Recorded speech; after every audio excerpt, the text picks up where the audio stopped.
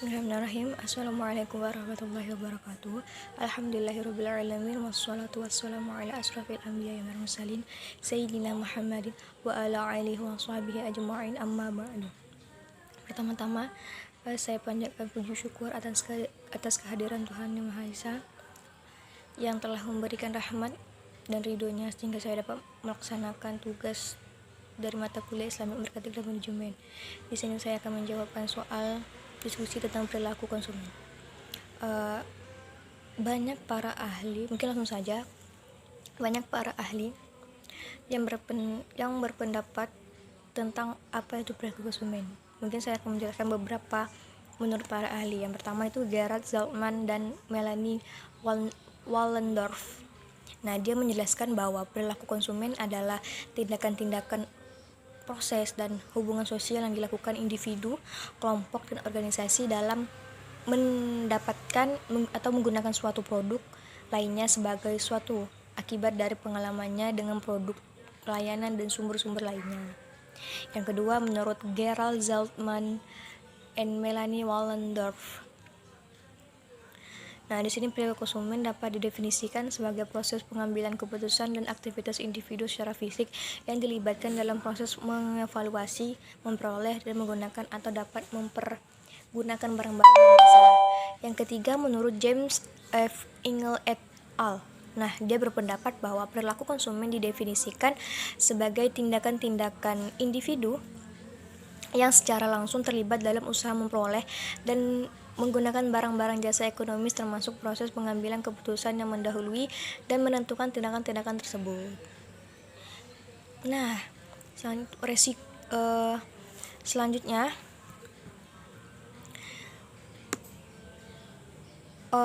manfaat perilaku konsumen bagi perusahaan itu ada beberapa. Yang pertama itu mengurangi resiko terhadap bisnis Anda sebagai bahan mengumpulkan feedback, sebagai dasar penggunaan sumber daya yang produktif dan efektif, sebagai dasar membuat strategi pemasaran yang tepat, dan upaya untuk menciptakan loyal customer. Dan ada beberapa faktor yang mempengaruhi perilaku konsumen. Yang pertama itu faktor pribadi. Faktor ini itu termasuk minat dan pendapat seseorang sebagai konsumen. Secara khusus, faktor ini juga dipengaruhi oleh faktor demografis seperti usia, jenis kelamin, budaya, profesi, latar belakang, dan sebagainya. Yang kedua ini faktor psikologis. Faktor psikologis meliputi respon individu berdasarkan persepsinya dan sikapnya terhadap campai. Secara khusus, faktor ini juga termasuk persepsi dan sikap individu tentang kebutuhan sebagai konsumen. Yang ketiga, faktor sosial. Faktor sosial di sini meliputi pengaruh lingkungan hingga pengaruh media sosial terhadap keputusan konsumen. Kelas sosial, pendapatan, dan tingkat pendidikan juga tercakup dalam faktor ini. Yang keempat itu faktor pribadi. Nah, faktor ini itu termasuk minat dan pendapat seseorang sebagai konsumen. Secara khusus,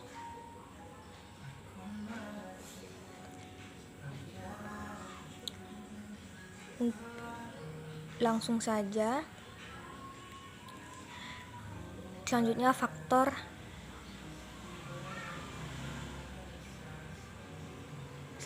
sikap.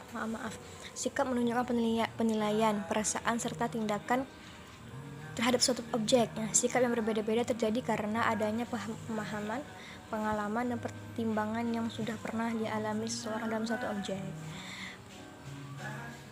Nah, dalam mengambil keputusan, perilaku konsumen ini yang dilakukan adalah konsumen melewati 5 tahapan, yaitu pengenalan kebutuhan, pencarian informasi, evaluasi informasi, dan pembelian dan pasca pembelian. Nah, kita perlu persepsi. Nah, persepsi ini adalah tindakan menyusun, mengenali, dan menafsirkan informasi sensoris guna memberikan gambaran dan pemahaman tentang lingkungan. Persepsi ini tuh dipengaruhi oleh Priscianti, faktor internal atau pengalaman, kebutuhan saat itu, nilai-nilai yang dianut, dan ekspektasi atau pengharapan.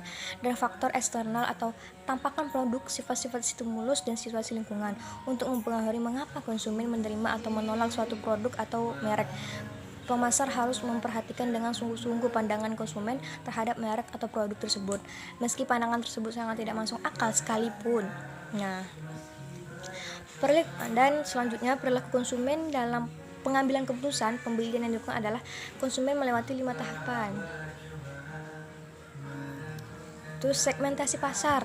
Nah, itu sangat perlu banget karena segmentasi pasar adalah pengelompokan pasar menjadi kelompok-kelompok konsumen yang homogen, di mana tiap kelompok atau bagian dapat dipilih sebagai pasar yang dituju atau ditargetkan untuk pemasaran suatu produk. Nah, selanjutnya targeting. Targeting adalah kegiatan menilai dan memilih satu atau lebih segmen pasar yang akan dimasuki oleh perusahaan. Selanjutnya, yang ketiga, positioning juga bisa diartikan sebagai strategi untuk menciptakan citra perusahaan dan produknya di benak konsumen, baik itu konsumen individu, perusahaan maupun pemerintah. Nah, yang tadi kita sebutkan ada tahap-tahapnya. Yang pertama tahap 1, yaitu menetapkan segmentasi makro, yaitu pasar pemakai akhir, lokasi geografis dan banyaknya langganan. Yang kedua, sikap terhadap penjual, ciri-ciri kepribadian, kualitas produk dan pelanggan.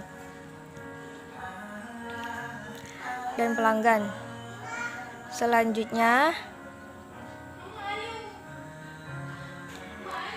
ada beberapa segmentasi yang efektif, yaitu dapat diukur, dapat dicapai, cukup besar atau cukup menguntungkan, dapat dibedakan dan dapat dilaksanakan.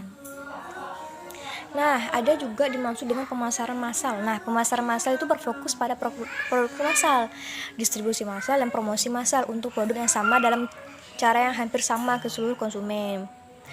Terus ada pemasaran segmen. Nah, pemasaran segmen menyadari bahwa pembeli berbeda dalam kebutuhan, persepsi, dan perilaku pembelian. Dan ada pemasaran ceruk. Nah, pemasaran ceruk atau marketing niche berfokus pada subgrup. Di dalam segmen-segmen suatu ceruk adalah suatu grup yang didefinisikan dengan lebih sempit gitu. Terus ada pemasaran mikro. Praktek penyesuaian produk dan program pemasaran agar cocok dengan citra rasa individu atau lokasi tertentu. Termasuk dalam pemasaran mikro adalah pemasaran lokal dan pemasaran individu. Nah, ada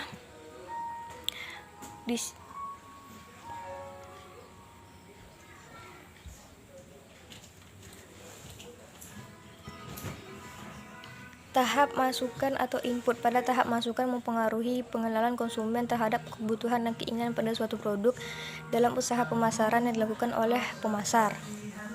Kemudian pengaruh lingkungan sosial eksternal atau konsumen atau keluarga, sumber informasi dan teman-teman. Dampak kumulatif dari setiap usaha pemasaran atau pengaruh keluarga dan teman-teman semuanya merupakan masukan yang mungkin mempengaruhi apa yang dibeli konsumen dan bagaimana mereka menggunakan apa yang mereka beli. Terus tahap proses.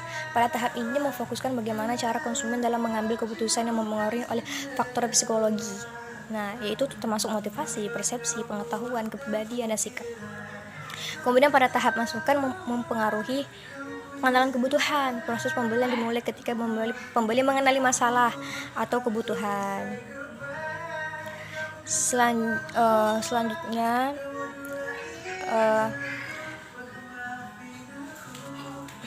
primary buying motif, yaitu motif untuk membeli yang sebenarnya. Misalnya kalau wanita ingin cantik akan mencari make up.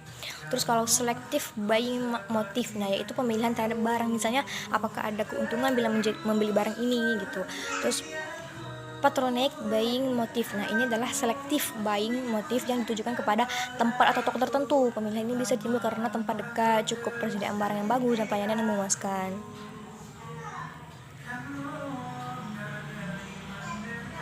Nah, tahapan yang selanjutnya, beberapa tahapan tadi yang dilakukan oleh konsumen sebelum melakukan keputusan pembelian suatu produk, menurut Kotler and Armstrong, membedakan 5 peran yang dimainkan oleh orang dalam keputusan pembelian, yaitu pencetus, pemberi pengaruh, pengambil keputusan, pembeli, dan pemakai. Nah, pencetus merupakan seseorang yang pertama kali mengusulkan gagasan untuk membeli suatu produk atau jasa. Pemberi pengaruh merupakan orang yang memiliki pandangan atau sarannya dapat mempengaruhi keputusan pembelian. Untuk mengambil keputusan pembelian, apakah akan membeli atau tidak, bagaimana cara membeli dan di mana dibeli mereka tuh merupakan tugas dari seorang pembeli keputusan. Pembeli adalah orang yang melakukan pembelian, seorang yang memakai atau mengkonsumsi suatu produk atau jasa merupakan pemakaian.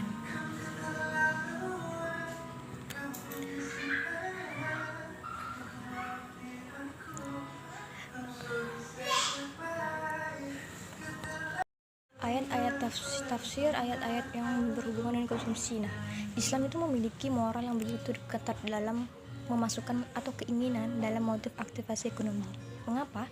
Dalam banyak ketentuan perilaku ekonomi Islam, di mana motif-motif kebutuhan menjadi nafas dalam perekonomian bernilai moral Islam ini, bukan keinginan, apa perbedaan dan konsekuensinya. Nah, konsumsi dalam Islam. Kalau konsumsi itu berasal dari bahasa Belanda atau konsumsi, yang artinya suatu kegiatan yang bertujuan mengurangi atau menghabiskan daya guna suatu benda, baik berupa barang maupun jasa. Konsumsi merupakan suatu kegiatan ekonomi yang penting, bahkan terkadang dianggap paling penting. Dalam Al-Quran, Allah Subhanahu wa Ta'ala mengutuk dan membatalkan argumen yang dikemukakan oleh orang kaya yang kikir karena ketidaksediaan mereka memberikan bagian atau miliknya ini. Sedangkan dalam ekonomi konvensional, perilaku konsumsi dituntut oleh dua nilai dasar, yaitu rasionalisme dan utilitarisme. Kedua ini dasar ini kemudian membentuk suatu perilaku konsumsi yang hedonistik atau materialistik. Nah, pertama, anjuran untuk tidak berlebihan dalam berkonsumsi. Dalam hal ini Allah Subhanahu wa Ta'ala berfirman yang artinya, "Hai anak Adam, pakailah pakaianmu yang indah di setiap atau memasuki masjid. Makan dan minumlah dan janganlah berlebihan. Sesungguhnya Allah tidak menyukai orang-orang yang berlebih-lebihan." Itu surah Al-A'raf 7 ayat 7. Ayat ini merupakan bantahan terhadap kaum musyrikin yang melakukan tawaf di Baitullah sambil telanjang secara sengaja. Laki-laki bertawaf pada siang hari dan perempuan pada malam hari. Maka Allah Subhanahu wa Ta'ala berfirman, "Hai anak Adam, pakailah perhiasanmu ketika memasuki masjid." Yang dimaksud perhiasan di sini adalah pakaiannya untuk menutupi aurat. Kaum musyrikin disuruh mengenakan baju setiap kali mau memasuki masjid. Sekian yang bisa saya jawab. Wabillahi taufiq wal hidayah. Wassalamualaikum warahmatullahi wabarakatuh.